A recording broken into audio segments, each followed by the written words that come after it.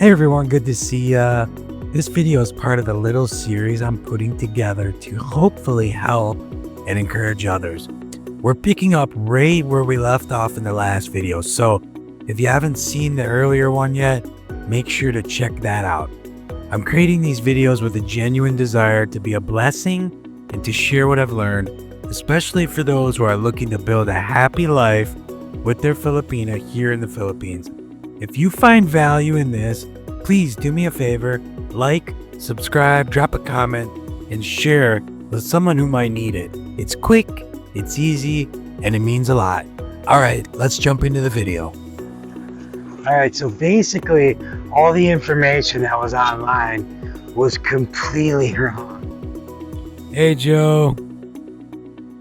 I mean, there were a few people that had pieces of the puzzle, definitely, but there was nobody that had the entire process all completely mapped out.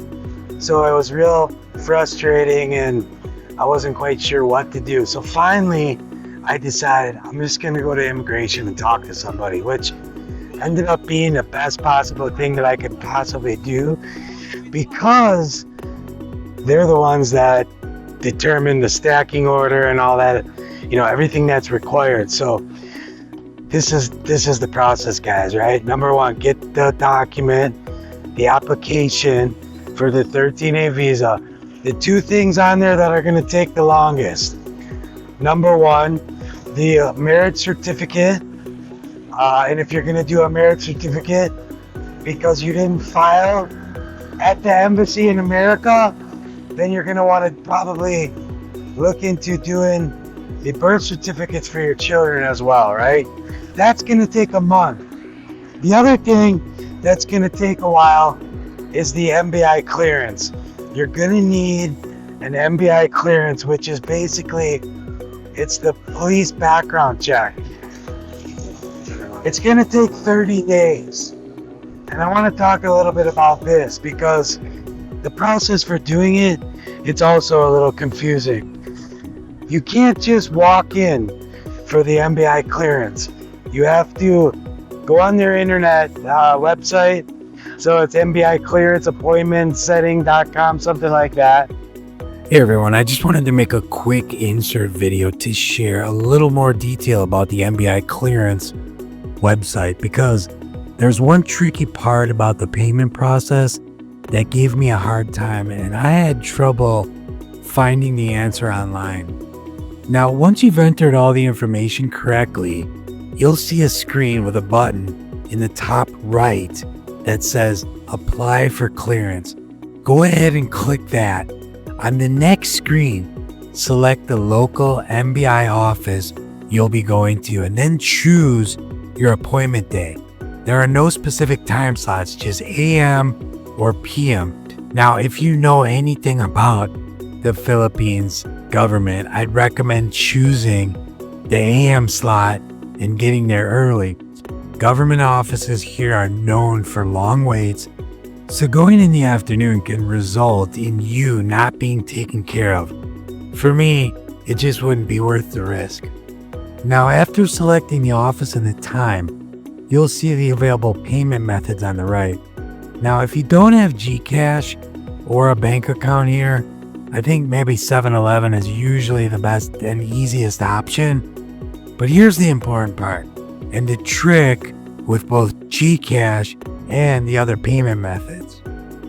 Now, when you pick a payment method and click proceed to payment, you're not actually going to be paying yet. On the very next screen, you'll see a reference number. This number is the key to completing your payment, and you need to pay before your appointment. You'll also see the reference number in the transactions section on the left side of the screen if you need it again. If you pay through a bank or 7-Eleven, you'll need that same reference number. For GCash, here's the step most people miss. Open the GCash app, go to Bill Pay or Bills. At the top, search for NBI, and once you find it, select it. It should be the only option. On the payment screen, enter your reference number along with your payment. This is the secret sauce to the whole thing, and the first time I did it, It was like no explanation. I had no idea what to do. I had to dig around online to figure this out because the website doesn't automatically direct you to a payment page. Once your payment goes through, it'll show as paid in the transaction section of the NBI clearance site. I just wanted to share this because it can be really frustrating if you don't know the process. Hopefully this clears things up for you. Now back to the video. Enjoy. I did the original stuff down in Digos, in the Davao del Sur area. Now I'm in northern Mindanao, and I'm going to be doing things at the Cagayan de Oro office. That's why I'm going today, to map it out. Get the latest version of the application. I got the probationary 13A visa for 1 year. Now I need to get the permanent one. I think it's for 3 years, maybe for 5 years. So I'm gonna work on that. So I'm gonna go to CDO, Cagayan de Oro. I'm gonna go find out where the office is, try to establish a relationship with one of the immigration officers, which is huge here. I'm gonna get the latest application so I know the stacking order and what they're looking for. I've already went and got the NBI clearance going, and let's talk about that for a minute. This is how it works. You go in, make sure you acknowledge somebody, look them in the eyes. Don't just sit down because they'll never call you. They're shy to speak English with you. And so if you don't go and talk to somebody and acknowledge what you're there for, you may just get looked over, okay? So that's number one. And then number two, you wait, and they're gonna give you 2 cards. You're gonna fill out the front side of these cards. And then on the back side, they're in an old-fashioned manner, they're gonna put ink on your hands, like from your knuckles up to the tip of your fingers, and they're gonna take your fingerprints. Why in the world they do this now? I have no idea. Because they're also, before that, going to take electronic fingerprints. So why in the world they're taking old-fashioned fingerprints with ink, I have no idea, but you need to be prepared for this. You're gonna need to take some kind of hand cleaner and some kind of wipes because it's notorious in the Philippines not to have any materials. Hello, sir. There's no soap, there's only water dripping, and there's nothing to wipe your hands with. You need to bring this with you, or you are going to be very, very seriously disappointed after this fingerprinting is done. Because literally, your entire finger is going to be coated in like old-fashioned ink.